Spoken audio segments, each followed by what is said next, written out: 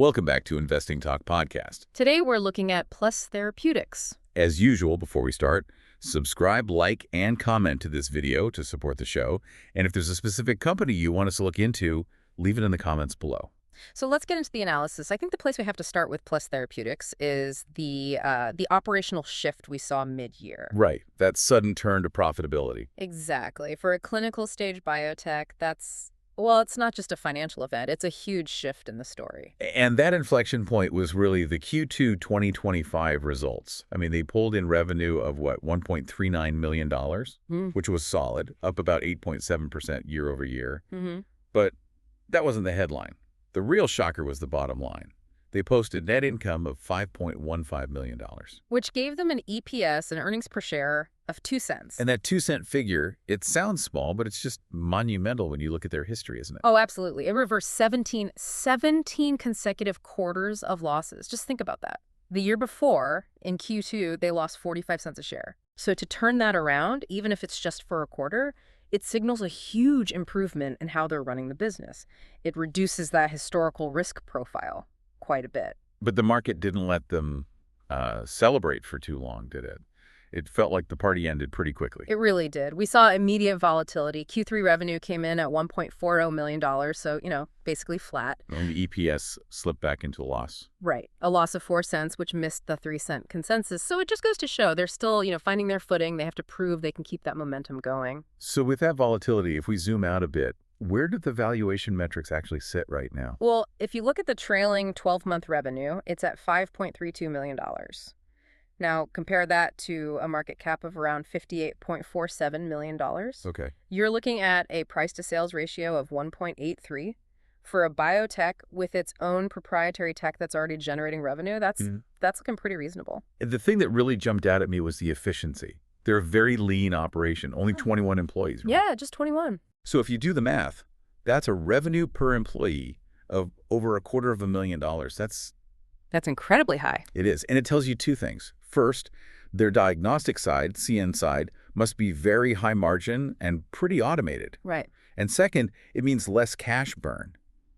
They aren't spending a ton on overhead, which is critical for a company still in the clinical stage. Which is good, because they're not paying dividends or buying back stock. All that capital is being plowed right back into the business. Yep. Straight into the nationwide rollout of that diagnostic, CN side, and funding the phase 2 trials for their therapeutic REYOBQ. So that brings us to the tech. The competitive moat here really is that CN side assay, isn't it? It is. The CN side CSF tumor cell enumeration assay. It's designed to solve a really, really tough problem. Diagnosing and monitoring leptomeningeal metastases, or LM. Exactly. And for anyone who's not familiar, that's when cancer cells spread into the fluid around the brain and spinal cord. It's devastating and notoriously hard to detect early. Yeah, traditional methods are either risky or just not sensitive enough. And that's where CNSide comes in. It offers very high sensitivity and specificity. The numbers they're pretty compelling. Since 2020, they've done over 11,000 tests. 11,000. And here's the kicker. The results from those tests influence the doctor's treatment decision in 90% of cases. 90%. So it's moved from being just a tool to a clinical necessity. That's it. It's becoming essential. But having a great test is one thing. The real challenge is getting paid for it. Yeah. Especially across the whole country. Precisely. And they're making huge strides there. The diagnostic is now licensed in 48 states, so that's coverage for about 90% of the U.S. population. Okay, that's significant penetration. But the real victory, the thing that de-risks the whole revenue stream, is getting those national payer agreements. They've got UnitedHealthcare and Humana on board. And that's the game changer. Because once the big insurers are reimbursing it, it becomes part of the standard of care. It creates huge switching costs. I mean, if you're a hospital and this test works and it's being reimbursed, why would you switch? Plus, all that data from the tests just makes the tool even better over time. That's the moat right there. It is. And here's the really brilliant part of the strategy, the reason the model is so interesting. The diagnostic isn't the end goal. It's the engine funding the vehicle. You got it. It's a virtuous cycle. That high-margin revenue from CNside is being funneled directly into developing their therapeutic, REYOBQ, which is a radiotherapeutic designed to treat the exact same thing CNside diagnoses. lectomeningeal metastases, specifically from breast cancer to start. Right. It's moving into phase 2 trials, and if it's successful, you'll have a company that can both diagnose the problem with pinpoint accuracy and then offer a highly specialized solution for it. That dual strategy explains a lot about the recent market sentiment. I mean, that's what fueled the crazy volatility we saw. Oh, absolutely. The market reacted to that Q2 earnings news in a big way. The stock surged, what was it, 71%? Yeah, 71.04%. But a move that fast never lasts. Nope. It was followed almost immediately by a huge weekly drop of over 28%, a total biotech roller coaster. So where are we now, technically speaking? The stock was recently trading around 72 cents. Analysts seem to be pointing to that level as a potential support zone, maybe an attractive entry point after all that craziness. And the big target everyone's watching is $1. Right. Getting above and staying above $1 is the key to maintaining their Nasdaq compliance, which is a major overhang. Before we get to the risks, though, who's buying into this story? Is there still institutional interest after that drop? Yes, and that's a really good sign. We saw institutions actively buying new stakes in both Q2 and Q3. There's evidence of what's called cluster buying in the 13F modifications. So that's not just one fund taking a flyer. Yeah. It's multiple, large, informed investors all deciding to buy in around the same time. It signals conviction. It suggests they believe in the commercialization plan. And it seems like management is trying to align the team around that plan, too. I saw they were giving out inducement grants to new hires.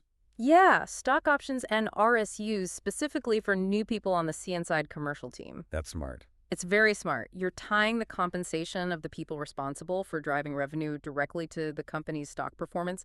It gets everyone pulling in the same direction. Okay, so if you put it all together, the immediate analyst sentiment seems pretty optimistic. It's being driven by that CNside expansion and the RUYOBQ progress. And that optimism is definitely baked into the numbers they're putting out. The average price target is $7.25. Some firms have it at $5. Hold on, a $7.25 average target. On a stock that's trading around 72 cents, that's over 900% upside. I have to be skeptical here.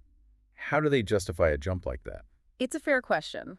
The justification really rests on two big assumptions. First, that CNside achieves full nationwide commercialization and hits its revenue projections. So the diagnostic essentially pays for everything. Right.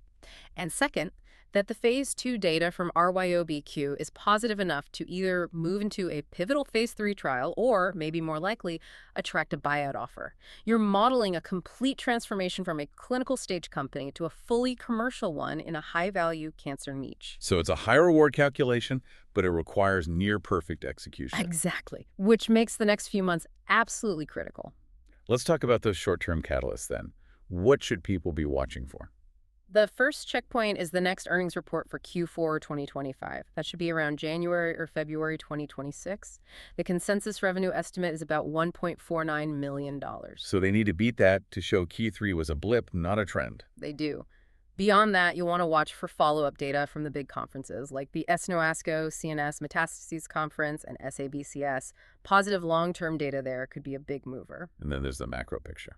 Yeah, there's been talk of a sector rotation in biotech. Capital could start flowing into more established diagnostics and specialized radiopharma companies, plus therapeutics sitting right at that crossroads. Okay, what about the more speculative stuff? The wild cards.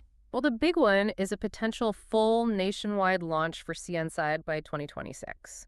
Then you've got the possibility of grant-supported pediatric studies for REYOBQ. Which can sometimes open up accelerated approval pathways. It can. And, of course, there's always the M&A chatter. Targeted radiotherapeutics is a very hot space in oncology right now. But we have to talk about the bear case. This is not a risk-free investment.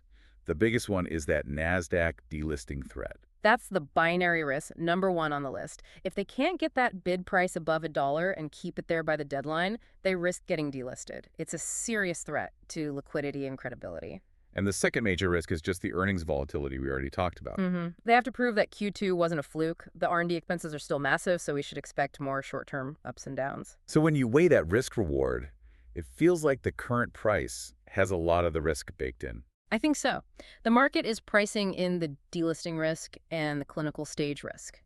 But those analyst targets, as lofty as they are, suggest that if they execute, if CN side scales and RYOBQ shows good data, the reward could be massive. It seems like there are two ways to look at this then, two different time frames. I'd agree. There's a potential swing trade here, playing the momentum into that Q4 earnings report. Or you could look at this as a multi-year hold, betting on the full commercialization of both platforms. At the end of the day, what really stands out is the business model itself.